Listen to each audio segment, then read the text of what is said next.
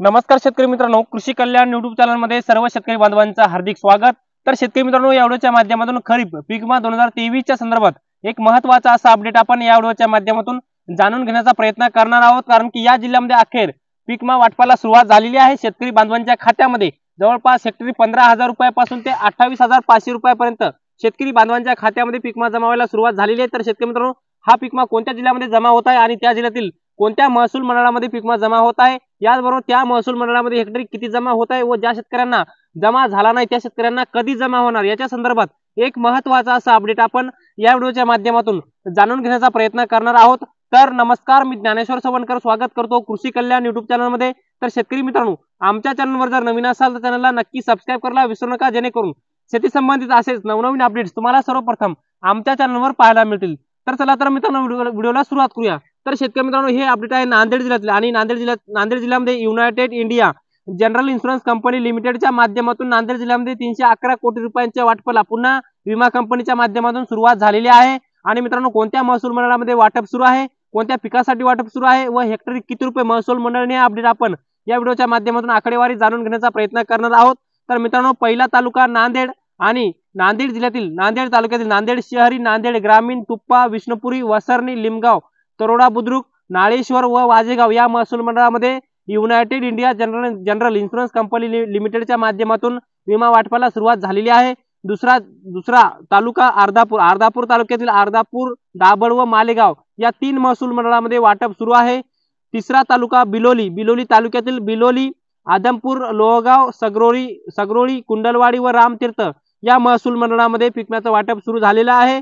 चौथा तालुका मुदखेड तालुक्यातील मुदखेड, मुगट आणि बारड या 3 महसूल मंडळामध्ये पीक विम्याचं वाटप सुरू झालेलं आहे।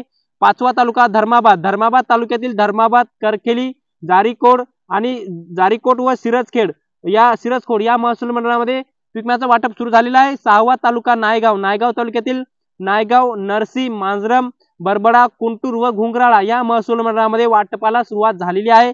सातवा तालुका मुखेड तालुक्यातील मुखेड, जामबुद्रुक, जाऊर, चांडोळा, मुक्रामाबाद, वराळी, येवती व आंबुलगा या महसूल मंडळामध्ये वाटपाला सुरुवात झालेली आहे। आठवा तालुका कंधार तालुक्यातील कंधार, फुलवड, पेटवडच, वारुळ, उस्माननगर, दिग्रस बुद्रुक या महसूल मंडळामध्ये वाटपाला सुरुवात झालेली आहे। लोहा तालुक्यातील लोहा, माळाकोळी, सोनखेड, चेवडीबा, कलंबर, कापसी व सावरगाव या महसूल मंडळामध्ये वाटपाला सुरुवात झालेली आहे।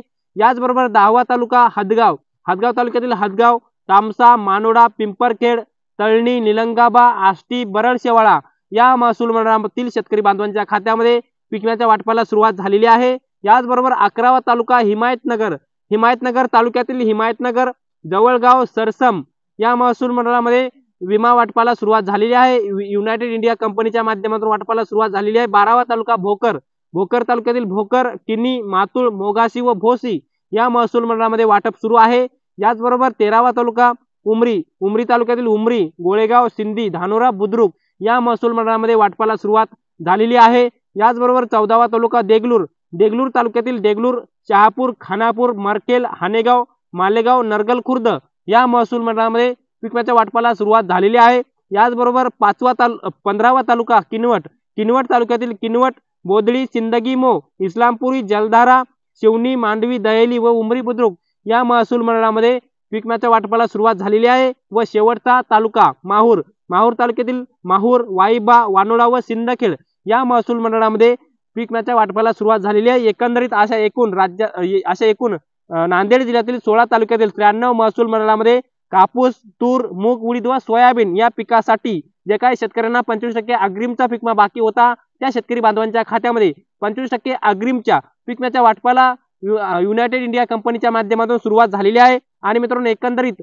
नांदेड जिल्ह्यामध्ये सर्वात जास्त म्हणजे 311 कोटींचा पीक विम्याचं वाटप मंजूर करण्यात आलेलं होतं, परंतु त्याच्या अगोदर जवळपास 60 ते 65 कोटी रुपयांचं वाटप झालेलं होतं, परंतु उर्वरित 265 कोटी रुपयाचं पीक विम्याचं वाटप राहिलेलं होतं। आणि हे आजपासून म्हणजे सोमवार जवळपास 8 जानेवारी 2024 पासून हे वाटपाला 265 कोटी रुपयाच्या वाटपाला सुरुवात झालेली आहे।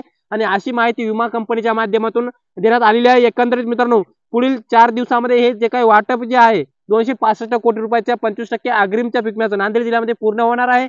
काही भागामध्ये अतिवृष्टीच्या पावसामुळे अधिसूचना काढण्यात आलेली होती व काही भागामध्ये 21 दिवसापेक्षा जास्त पावसाचा खंड पडल्यामुळे अग्रिमची अधिसूचना काढण्यात आलेली होती. परंतु ह्या जे काही 2 अधिसूचना आहेत त्या वेगवेगळ्या अधिसूचना असल्यामुळे शेतकऱ्यांच्या खात्यावरती वेगवेगळे पैसे जमा होणार आहेत.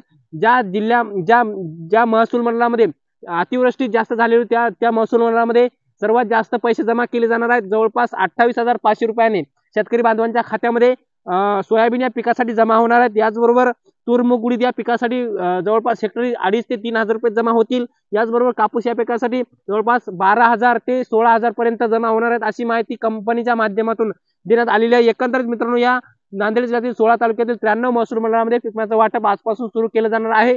आणि मित्रांनो संपूर्ण एकंदरीत इतर जिल्ह्यांचा विचार केला ज्या जिल्ह्यामध्ये 25% अग्रिमची अधिसूचना निर्गमित करण्यात आलेली आहे परंतु पीक विम्याचं वाटप अद्यापर्यंत करण्यात आलेलं नाही तर त्याही जिल्ह्यातील शेतकरी बांधवांच्या खात्यामध्ये पीक विम्याचं वाटप आजपासून होण्याची मोठ्या प्रमाणामध्ये शक्यता आहे.